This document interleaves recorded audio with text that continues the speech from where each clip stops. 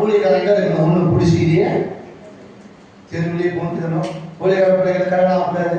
ஊழியக்கார பிள்ளைகள் கல்யாணம் ஆகலாம், அது ஒரு பிரச்சனை ஆகிடும். சபை கட்ட போயிட்டோம்னா பார்த்தோம்னா அதுக்கு ஒரு பிரச்சனை ஆகிடும். அப்ப என்னுடைய மனநிலை எப்படி இருக்கு?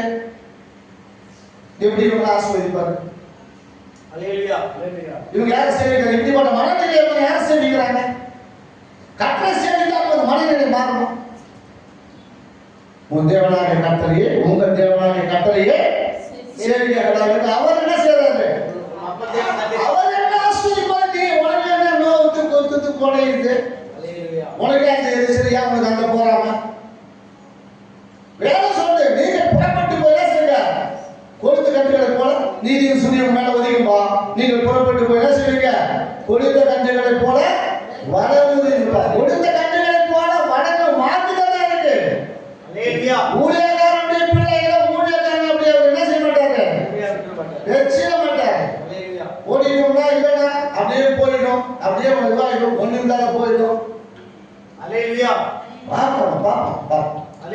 நாம இல்ல, கர்த்தர் தான் பார்ப்போம். நாம வயதாக்க முடிக்கிறதாலும் நாம சொல்றதுனாலவோ ஒண்ணு நடக்க போறதில்ல. கர்த்தர் எல்லாத்தையும் மாற்ற வந்தவங்க. ஆச்சரியப்பட்டு அவங்களே இன்னும் போறாம, இன்னும் வயிற்றுல குத்திட்டு போராமப்பட்டு வயிற்றுல குத்திக்கிட்டு இன்னும் அவங்களே செத்து போயிடுவாங்க. எவ்வளவு செத்து போயிடுவாங்க? எவ்வளவு செத்துருவாங்க? மாம்சத்துல ஆவில செத்து போயிடும். உயிர் போயிட்டாரு, ஆவில செத்து போயிட்டாரு. அதோட போயிடுது. எட்டையை நின்று பார்த்து போயிட்டு எட்டையை நின்று கைட்டு போயிட்டே இருக்காரு.